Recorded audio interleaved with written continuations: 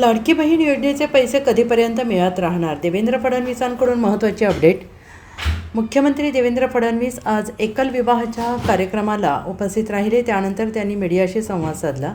लाडक्या बहिणी वंदे मातरम या विषयावर त्यांनी आपले विचार मांडले. 92 लाख लाडक्या बहिणी अपात्र ठरणार या प्रश्नावर मुख्यमंत्री देवेंद्र फडणवीस यांनी उत्तर दिलेलं आहे. दररोज 30 बातमी काही लोक देतात, त्याची चर्चा करतात.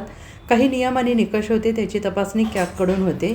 एकही पैसा निकषाच्या बाहेर जाऊ देता येत नाही. आपण योजना सुरू केली, पण एवढ्या मोठ्या प्रमाणात 2 ते 4 महिन्यात तपासणी शक्य नव्हती, म्हणून त्यानंतर तपासणी सुरू केली. KYC त्यात महत्त्वाचा मुद्दा होता, असं फडणवीस यांनी म्हटले. काही लोक नियमाच्या बाहेर जाऊन लाभ घेत होते.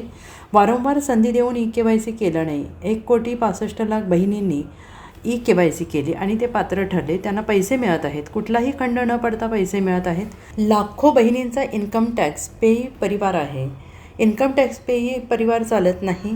ज्या बहिणींना आधाराची मदतीची गरज आहे, त्यांना स्वतःच्या पायावर उभं राहायचं आहे, त्यांच्यासाठी हे आहे, असं फडणवीस यांनी म्हटले. जे पुरुष लाभार्थी होते त्यांच्यावर कारवाई करतोय. ज्या सरकारी कर्मचारी होत्या, सगळ्यांना अप्लाय म्हणून केलं आहे, त्यांनी केलं, त्यांच्यावर शिस्तभंगाची कारवाई करावी लागेल. आजचा जो आकडा आहे तो 100% व्हेरीफाईड आकडा आहे. आमचं सरकार असेपर्यंत ज्यांना पैसे मिळत राहतील.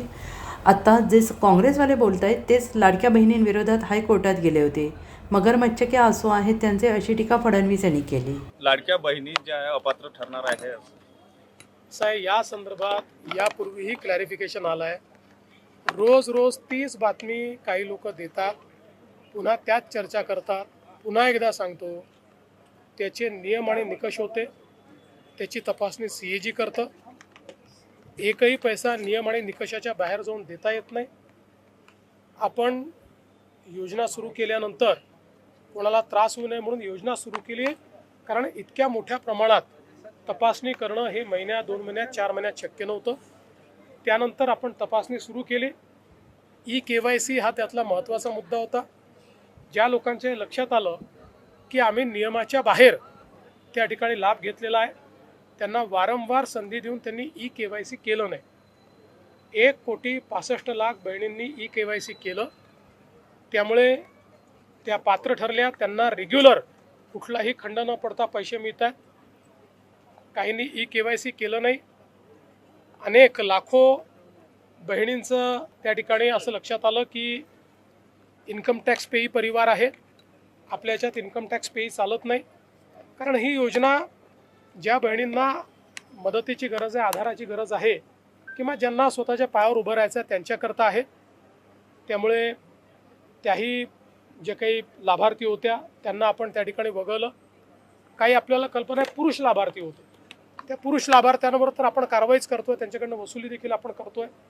काही सरकारी कर्मचारी होत्या, आता कदाचित त्यांनी सगळेच अप्लाय करतात म्हणून करून टाकलं, पण त्यांच्यावरही मला असं वाटतं की थोडी शिस्तभंगाची कारवाई ही करावीच लागेल. आणि म्हणून आता हा जो आकडा आलेला आहे 100% व्हेरीफाईड आकडा आहे. आणि या बहिणींना जोपर्यंत आमचं सरकार आहे तोपर्यंत लाडक्या बहिणीचे पैसे मिळतच राहतील.